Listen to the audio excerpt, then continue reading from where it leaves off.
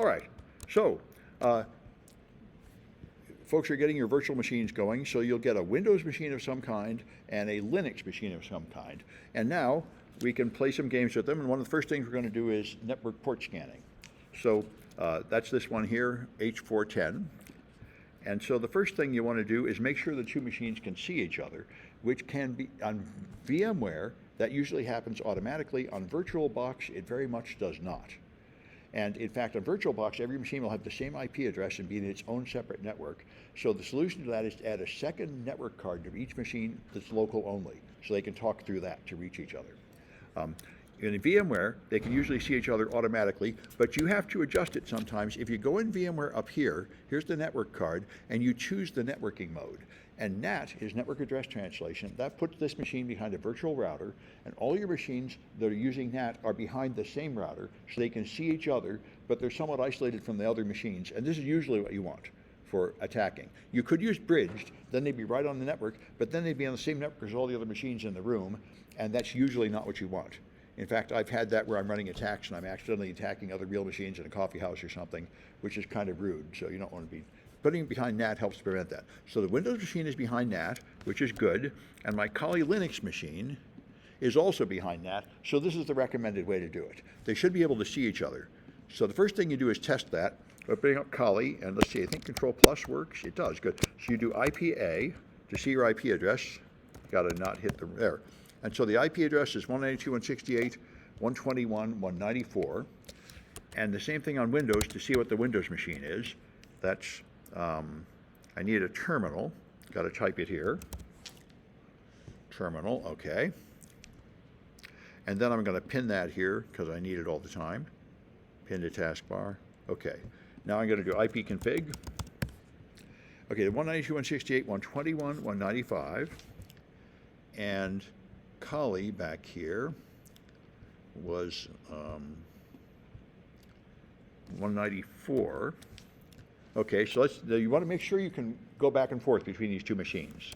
So I ping 192, 168, 121. This is the number one problem. Most students are in trouble because their network doesn't communicate between the two machines. So before you do anything else, make sure they can see each other. So this can communicate with the Kali machine, and you want to test the other way too, because the Windows firewall often blocks pings. So it's ping 192, 168, 121, 195. Okay, good. So I can send traffic both ways.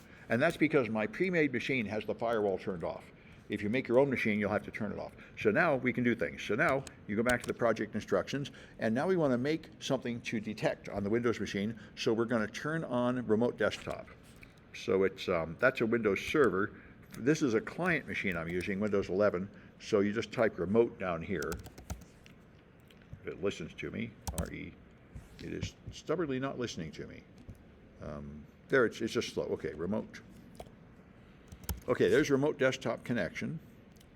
And I think it's remote desktop settings is what I want, because the remote desktop connection is to connect to another machine. And I want to make this machine the server. So, yep, I have to turn on remote desktop to let this machine be remote controlled. That's what I want. And this, by the way, is why you use a throwaway machine. You know, we're going to do dangerous things on this machine. And tomorrow and next day, we're going to start putting malware on it and analyzing the malware. So you make a machine that doesn't have any personal data, and you turn off, security things that would, you make an unsafe machine for this purpose. This is why I use virtual machines, to do something dangerous, because then you can throw it away later and get rid of all the bad things. So now I've turned on remote desktop, and that means, by the way, I should be able to see that it's listening now. So if I go to my command prompt on my on my Windows machine, which I'm trying to get to, all right, there we go. If I go back to my terminal, I should be able to see that. If I do, let's get this so the whole window is visible. All right, I should be able to do netstat minus -an pipe more.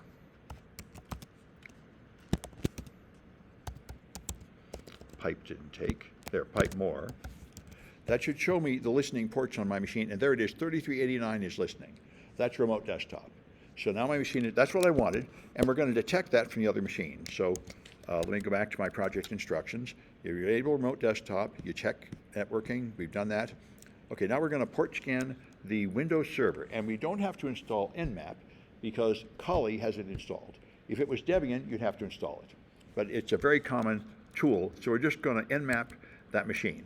So I go back on a Kali machine, and I have the IP address up there, so I'm just going to put Nmap before it. And this is the simplest thing you can do, is Nmap network. This is a really important tool. Everybody uses it all the time. In fact, once you learn about this, I use it for ordinary network troubleshooting, not even hacking.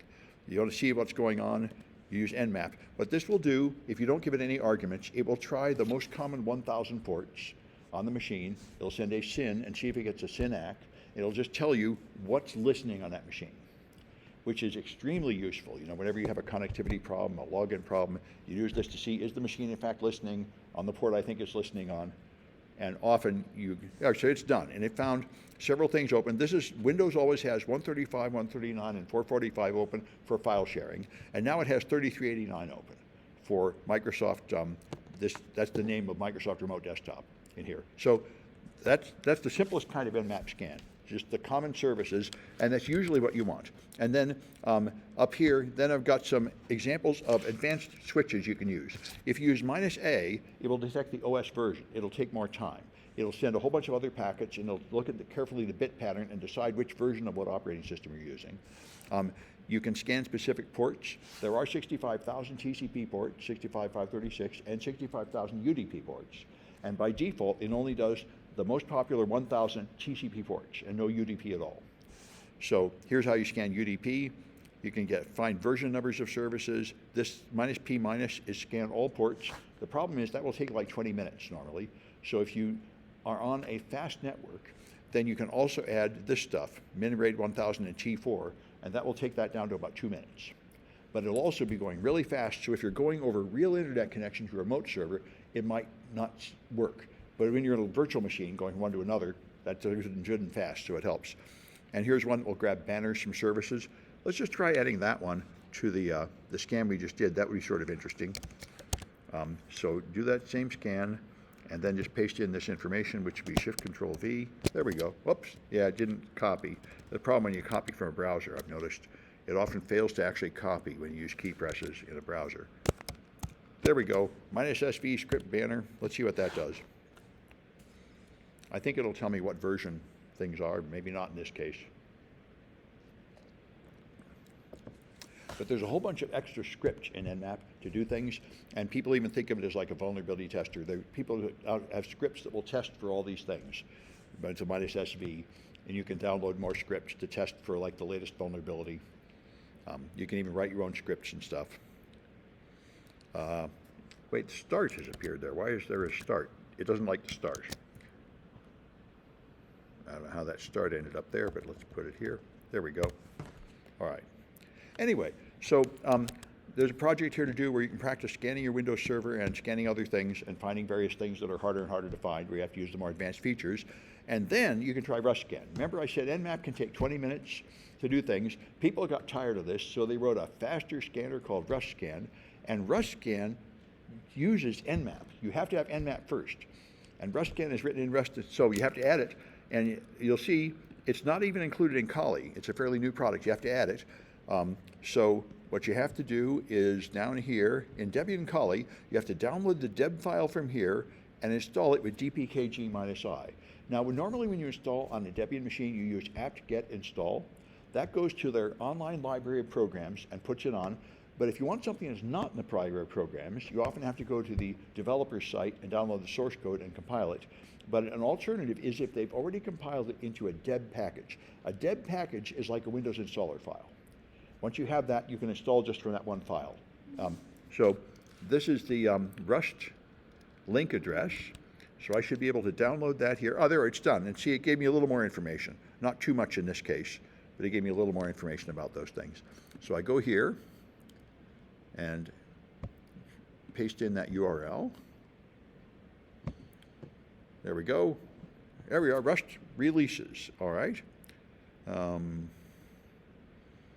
All right, and where are they? I'm in releases, big features. Yeah, I don't care about your big features. Okay, there we are. There's the assets. So I want, actually, this is a 64-bit ARM Linux I'm using. So this, here's the one for Mac OS. So this is the one for Linux. Oh, here's the one for Debian. Okay. Well, I'm expecting the Debian package. I think it's this one I want. We're going to see. Okay. I'm a little concerned about the fact that I'm on ARM instead of Intel. I'm not sure if this is going to work. We're going to find out. Rushscan deb.zip. Okay, so if I do an ls to see where I am, or pwd, I'm here. I think that's in downloads. Yeah, there it is. Okay, so let's just go into downloads and then unzip it.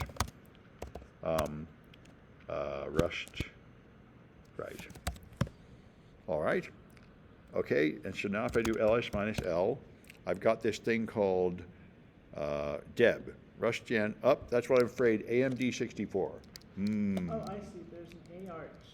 Is there? Good, good. Let's see, that's what I'm afraid of. I got, Go back to. yep, here I am. ARch 64 at the top, that's it. That's the one, you think? Yep. But that's going to be source code. That's not going to be a deb file. No, it'll be something, it's not. Oh, yeah, it'll be something. All right, let's get this. That's the problem. Okay, copy link, or just download. That's right. Just click. Okay, let's try downloading this one. Like I say, when you have new hardware, everything has changed. That's why the instructions are never really good enough to handle all these problems. That's why I always tell students the real lesson is troubleshooting. That's what you're going to do on the job. The fact that things don't work doesn't mean anything is wrong. This is the way it always is. Whenever you're on the job, you won't have the right version, the right hardware, you'll have the wrong instructions, and you have to make it work anyway. So there's rustcan deb.zip. That's, wait a minute now. Well, yeah, you can kill them entirely. Yeah. Oh, good. Thanks for telling me. That's good. Yep. Yep. You can turn them off entirely on the right. Yep. Okay. Good. Thanks for telling me. Now, so now the thing I downloaded, which one? Rushcan ARch. I don't see it. It's there. It's right there at the top left in red. There it is. Nope. Oh, I see. Okay. All right. Okay. Good. Thank you. All right. So now let's try unzip. AA. All right. And that should be an executable that you can run. Oh. I just have to make it executable. It might already be. Oh. Well, that's awesome. Okay, neat. It's already compiled and running. That was interesting. I didn't even need to use Debian to install it. Okay, so I just run it directly. Thank you. So now that I've got it, glorious Rushscan. The point of this was that now you can scan all TCP ports on this thing, and you'll be able to do it a lot faster. So, and you can look at the documentation of Rushscan to see how it goes. That's the more modern thing. The cooler pen testers are switching to Rushscan from Nmap. Nmap is really good, but it's kind of slow. And Rushscan makes it much faster. Anyway, that's a real important thing to learn, scanning, and it gets you started here. Other things you might want to do, this is also good, is Wireshark. If you haven't used Wireshark, it's even more important than Nmap. Wireshark lets you see raw network traffic. So here you can, Wireshark just lets you see the raw packets, and you can take them apart and see what's inside the packets. This is essential for diagnosing all kinds of networking problems. When people can't connect, when they can't log in, you just run Wireshark at both ends, what is being sent, what is being received. That's how you can get to the bottom of things. So, and here you can practice simple things like stealing passwords from plain text protocols. So here you've got FTP. FTP shouldn't be used anymore, but people do, and it's got plain text passwords. So you can just capture the traffic and steal passwords out of it. And HTTP is the same. Unencrypted HTTP passwords are sent in plain text, and you can steal them. And there's also fancy stuff down here. You can even go up to some levels of authentication, like basic authentication was the first attempt to make it more secure, but all it does is scramble passwords at base 64. It doesn't really encrypt them, so you can still steal them off the wire. And then for more advanced people, this is from a Red Team Village project. This is someone connected to a server, hacked in, and exploited it, and you can go through this capture and follow the whole process of how they got in. It's fun, and it's kind of complicated. They might try that one if you're in packet analysis, and this is Scapy. If you want to generate traffic, see, years ago, I found an IPv6 attack that would kill Windows Server, and I was playing with variations of it, and the Microsoft security team told me to use Scapy, and they were right. Scapy is the tool if you want to do packet crafting. You want to build packets with like strange problems. And so Scapy is a tool that's built into Kali, and you can put it on any, or you can install it on any Linux server, and then you can make packets with little Python scripts. It's a Python library. And you can build packets. So you can make IP packets and then see all their properties, like source and destination address. This is how you do a ping. You make an IP packet going to Google, then you make an ICMP packet to be on top of the IP packet, and it's an ICMP request, and then you do SR1, send and receive one. Those like 8 commands are a ping.